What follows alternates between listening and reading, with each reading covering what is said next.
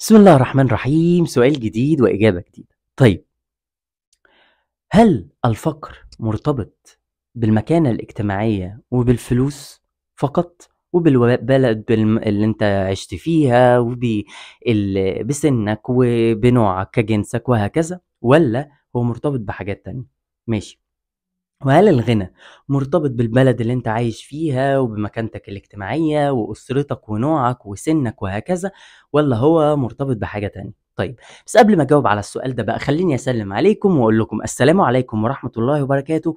معاكم سلام سعد، ويلا بينا نبدأ الحلقة. بس ما تنساش ان انت تشترك على القناة وتفعل زر الجرس عشان يوصلك مني كل جديد، وما تنساش تعمل شير للفيديو وتعمل شير للقناة عشان نقدر نوصل لأكبر عدد من الناس ونفيدهم. ما تنساش تعمل لايك لايك لايك علشان انا بتعب والله. ويلا بينا. بعد الدعاء الكتير والمناجاة إن أخيرا ربنا استجاب لي، أول حاجة ربنا كشف لي فيها الحقيقة ونورني بصيرتي إن أنا عندي مشكلة، وهي مشكلة إن أنا عندي عقلية، وهي عقلية الشخص الفقير. إن أنا عندي العقلية المايند سيت، عندي تفكير الشخص الفقير، وده مخليني ان انا افعل طاقة الفقر في حياتي. فاكتشفت انه انا عابر جنسي وعندي مشاكل مادية، وان انا اوضاعي المادية في مصر مش احسن حاجة، ولكن مش ده السبب الوحيد.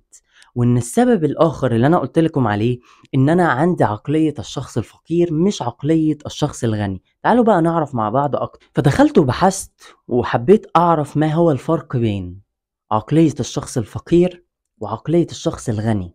طيب، عقلية الشخص الفقير هو العقلية اللي مرتبطة بالندرة، وإن كل حاجة هتخلص، إن أنا الموارد هتخلص، كل حاجة موجودة بشكل محدود في الحياة، الفرص بتاعت الشغل محدودة، السمك اللي في البحر محدود، الفواكه والخضار محدودة، واحنا لازم نخلص الحاجات دي عشان محدش يخلصها.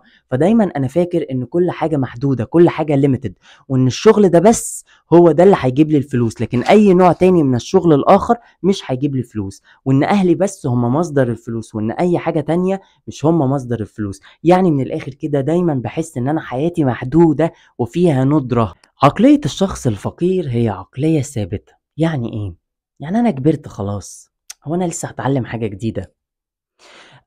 خلاص هو ده الشغلانة اللي انا متعود عليها، هو ده الدخل اللي انا متعود عليه. دايما عقليته فيكست، دايما عقليته ثابتة، انه انا مش هتعلم حاجة جديدة علشان تجيلي منها مصدر دخل، انا مش هجرب حاجة جديدة علشان تجيلي مصدر دخل، انا مش هجرب، مش هفهم، مش هتعلم. دايما مش في حالة من التطور. الشخص الفقير شخص لا يتطور. عقلية الشخص الفقير برضو هي عقلية الشخص اللي هي العقلية بتاعت الضحية.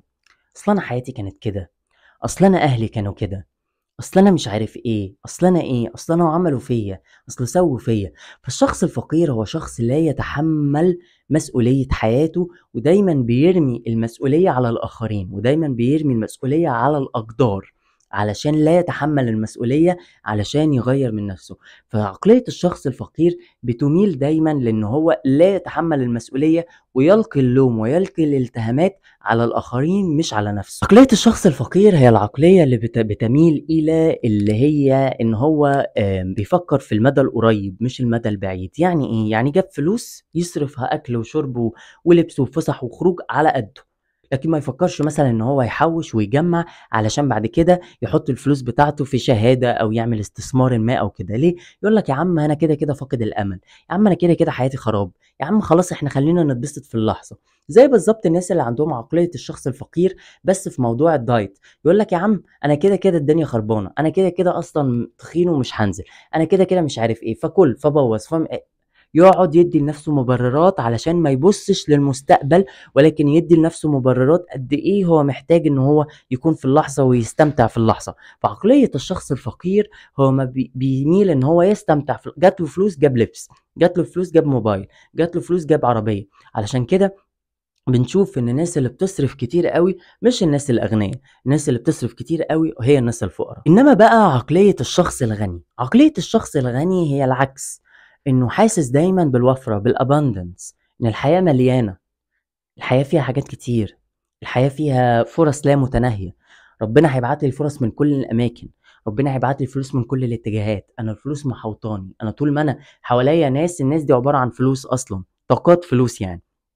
فعقلية الشخص الغني هي عقلية الوفرة، إن مفيش حاجة هتنتهي، إن مفيش حاجة هتخلص، إن البحر مليان سمك، إن فيه فاكهة كتير، إن فيه خضار كتير، إن ربنا عنده خزائن الأرض والسماء. فالشخص اللي بيؤمن إن الرزق في إيد الله، والله عنده جميع خزائن الأرض في الأرض، يعني معاه خزائن الأرض اللي موجودة في الأرض وفي السماء، ده عقلية الشخص الغني. عقلية الشخص الغني هو أنا لازم دايما أكون في حالة من التطور. أنا هتعلم حاجة جديدة، هجرب حاجة جديدة، هدخل شغلانة جديدة، هستثمر في حاجة جديدة، هيبقى عندي شريك في العمل جديد، هيبقى عندي تطور جديد ما في حياتي، هبقى في حالة من النمو. فعقلية الشخص الغني دايما في تطور، دايما في سعي، دايما في نمو، دايما في حركة في حياته. لكن عقلية الشخص الفقير دايما في ركود وعدم حركة في حياته. عقلية الشخص الغني هي عقلية الشخص اللي عنده عقلية ناجحة، الذي لا يستسلم. بمعنى ايه؟ بمعنى ان عقلية الشخص الغني هي عقلية الشخص اللي مسيطر على حياته، مسيطر على أقداره، هو اللي بيتحكم في حياته، هو اللي بيتحكم في أقداره، وإن الأقدار مش هي اللي بتتحكم فيه. فمن الآخر كده عقلية الشخص الغني إن هو اللي بيخلق الواقع بتاعه. أي نعم، في أقدار بتفرض عليه، ولكن هو بيختار يبص للأقدار دي إزاي. هل الأقدار دي بيبص لها إن هي بتتحداه علشان تطلع منه أحسن نسخة من نفسه، ولا بيبص للأقدار دي إن هي بتكسره وبتحبطه وبتدمره علشان تطلع منه أسوأ نسخة وعلشان تعطله؟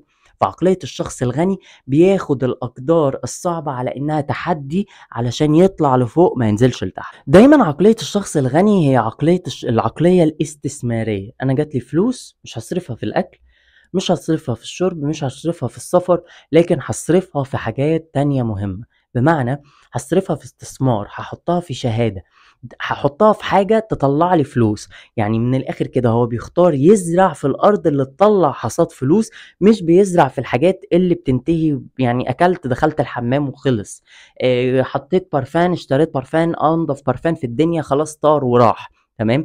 فعقلية الشخص الغني هي العقلية ان انا بحط الفلوس بتاعتي في المكان اللي يطلع لي منه فلوس. خدت فلوس حطيتها في شهادة طلعت لي فلوس، خدت فلوس حطيتها في علم عشان بعد كده يجيب لي فلوس، وهكذا. وده يخلينا نشوف ان ربنا عادل مش ظالم. ليه؟ لانه ممكن ناس كتيرة غير مؤمنة وكافرة في الغرب، مش بقول ان الغرب مؤمن غير مؤمن وكافر، لكن بقول بعض الاشخاص الغير مؤمنين الكفرة ربنا بيرزقهم من وسع. ليه؟ هل هو عشان عشان ظالم، ولا علشان خاطر هم ماشيين باللي هو قال عليه؟ يعني هو ربنا قال اسعى فهم بيسعوا، ربنا قال اتحرك هم بيتحركوا، ربنا قال ثق ان انا معايا كنوز الارض والسماء هم بيثقوا. تمام. فهم دايما في حالة من ان هم بيسمعوا كلام ربنا، فبالتالي ربنا بيرزقهم. لكن الاشخاص المؤمنة ممكن اوقات كتيرة منهم يكونوا فقراء. ليه؟ علشان خاطر ربنا هم مش بيسمعوا كلام ربنا، عايشين بعقلية الضحية، غير مؤمنين، غير مصدقين، غير واثقين. ولذلك درس من دروس العبور الجندري اللي انا اتعلمتها ان انا لما وما زال حصل لي مشكلة مادية او مشاكل مادية ومتعطل وحاسس ان انا ما عنديش وفرة كبيرة، علشان ربنا يخليني اعدل من تفكيري، عشان ربنا يخليني اعدل من مشاعري، عشان ربنا يخليني اعدل من عقليتي، عشان انا لما هعدل من عقليتي ده هيؤدي الى تغيير الواقع بتاعي. فعشان كده اوقات ربنا لا يستجيب لدعواتنا، ربنا لا يستجيب لأهدافنا، ربنا بتحس ان هو كده حياتي اتعطلت، حياتي بتنهار قدام عينيا علشان تشوف انت بتعمل ايه لنفسك. ربنا لا يظلم احد، ولكن احنا اللي بنظلم انفسنا. وخلينا برضو متفقين ان مش كل الناس جم الدنيا علشان يكونوا عندهم ثراء فاحش، ومش كل الناس جم الدنيا علشان يكونوا معاهم فلوس كتير. ربنا الفلوس هي شكل واحد من اشكال الرزق. تمام. فممكن حد يبقى عنده الحب رزق في حياته كبير، لكن ما عندوش فلوس رزق في حياته كبير. فخلينا متفقين ان مش كل الناس جم علشان يكونوا اثرياء بدرجة كبيرة، ومش كل الناس اصلا بيكون هدفهم ان هم يكونوا اثرياء. ليه؟ لان الفلوس هتجيلك، لكن قصادها انت هتكون بتتحاسب. صرفت الفلوس دي في ايه؟ عملت الفلوس بيها دي ايه؟ ساعدت الناس ولا لا؟ استخدمت الفلوس دي في الخير ولا في الشر؟ فخلينا متفقين ان على قد ما ربنا بيديلك فلوس، على قد ما اصلا الفلوس اللي معاك دي بتكون اختبار، واختبار كبير، اختبار كبير قوي قوي. لان احنا الناس الاثرياء بيكونوا مسؤولين عن مساعدة الآخرين. وأوقات كتيرة البني آدم لما بيكون في حالة من الثراء بينسى الآخرين وبيفتكر نفسه بس. ولو بسط الله الرزق لعباده لبغوا في الأرض، ده كلام الله. يعني في ناس ما ينفعش ان ربنا يديلهم الرزق، لان هم لو اخدوا الرزق هيبغوا في الارض، هيعملوا فساد، هيعملوا حاجات غلط. ففي اوقات ربنا بيمنع عننا الرزق لاننا غير مؤهلين لان احنا يكون معانا المال كرزق. وربنا من كتر حبه فينا مش عايزنا ان احنا نعمل غلطات. فهو لو جت الفلوس في ايدنا ولو لعب معانا الزهر، تمام، ممكن ان احنا نبقى فسدة في الارض، بنعمل غلط في الارض. فعشان كده ممكن يمنع الفلوس عن حد علشان مش عايزه يكون فاسد في الارض. احنا متفقين ان الرزق ده، ان المال هو شكل واحد من اشكال الرزق. الرزق فيه حاجات كتيرة قوي. الرزق هو الوقت، الصحة هي الرزق، حب الناس رزق، الشهرة رزق، الأطفال رزق، الستر رزق، الحرية رزق، الصداقات والعلاقات الاجتماعية رزق. فالرزق أنواع كتير قوي. فأنت مش عشان ربنا ما ادكش المال بشكل كبير تنسى النعم الأخرى. فأنت محتاج إن أنت تبص على اشكال وانواع الرزق اللي في حياتك، وما تفضلش مركز على المال بس. لان في ناس معاهم المال بس ما عندهمش الصحة، في ناس عندهم المال بس ما عندهمش الشهرة، في ناس عندهم المال بس ما عندهمش الحرية، في ناس عندهم المال بس مسجونين، في ناس عندهم المال بس ما عندهمش اطفال. فانت عندك رزق كبير، اشكر ربنا عليه، وما تحددش نظرك على المال بس، علشان انت كده بتفعل طاقة الفقر في حياتك. لو انت عايز تفعل طاقة الغنى في حياتك، اشكر ربنا على كل الوفرة اللي موجودة، مش في المال بس ولكن في الرزق بتاعك بشكل عام. الحمد لله يا رب على نعمة حب الناس، الحمد لله يا رب على نعمة الصحة، الحمد لله يا رب على نعمة الستر، الحمد لله يا رب على نعمة الحرية، الحمد لله يا رب على نعمة الستر والعافية، الحمد لله يا رب على نعمة الطاقة، وهكذا. اشكر ربنا على كل الحلو اللي في حياتك، وما تركزش على الجانب اللي انت مفتقده. ربنا هيزرع لك ويطرح لك فيه لما تفتكر ربنا عمل لك ايه في الجوانب الاخرى. انا كده جاوبت على السؤال. لو عجبك الفيديو ما تنساش ان انت تشترك على القناة وتفعل زر الجرس عشان يوصلك مني كل جديد. وما تنساش ان انت تعمل شير للفيديو وتعمل شير للقناة عشان نقدر نوصل لاكبر عدد من الناس ونفيدهم. وما تنساش تعمل لايك لايك لايك عشان انا بتعب والله. اعمل لايك لايك لايك عشان انا بتعب والله. كان معكم سلام سعد، وتابعوني.